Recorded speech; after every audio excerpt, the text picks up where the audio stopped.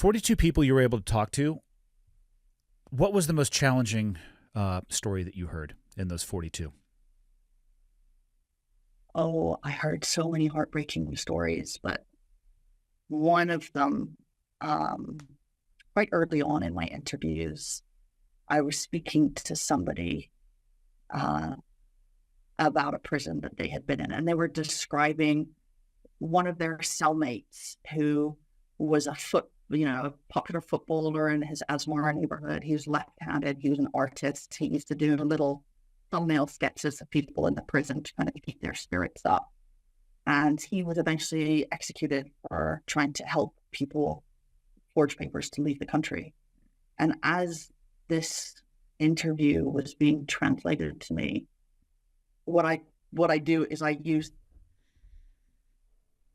a system that doesn't allow the translator to see the interviewee or the interviewee to see the phone number of the translator. So separate devices for everybody's security.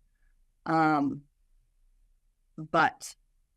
my interviewer sent me a message on WhatsApp, and he said, "I know this guy," and it was a close relative of his.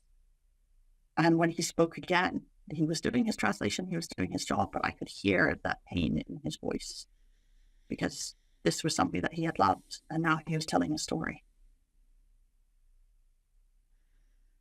It's heartbreaking. Yeah, there are many, many stories like that. Everybody knows someone. One of my interviewees said to me, "You know how you Americans talk about where you went to college when you meet each other? If you're Eritrean, you talk about what prison you were in. It's that common." Do you have any estimate as to what percentage of the population in Eritrea finds their way into prison? Nobody's even really sure what exactly the population of Eritrea is. Is there an estimate? So there's quite differing estimates. The estimate that we went with was 3.7 million. I think that was from the World Bank. But if you don't know how many people there are, it's kind of hard to say how many of them have ended up in prison. Honestly, I just couldn't tell you. But with the numbers of the people, I think it's something like a fifth of the population has tried to flee the country, or has fled the country. And once you account for old people and young people and people who are in the military, that accounts for quite probably a significant chunk of the population, if not the majority of it. Yeah. No, the stat I have in front of me says up to 15% of the country's population has fled.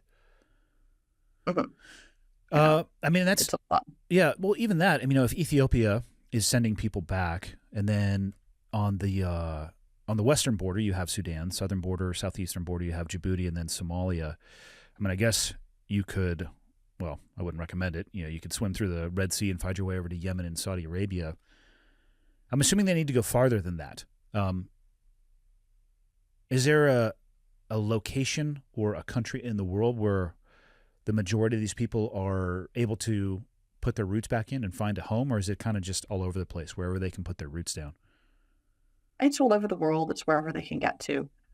Ethiopia was a huge destination. Sudan was a huge destination before the war broke out. You have many Eritrean refugees trapped in this fighting because if they go home, then they risk being put in prison.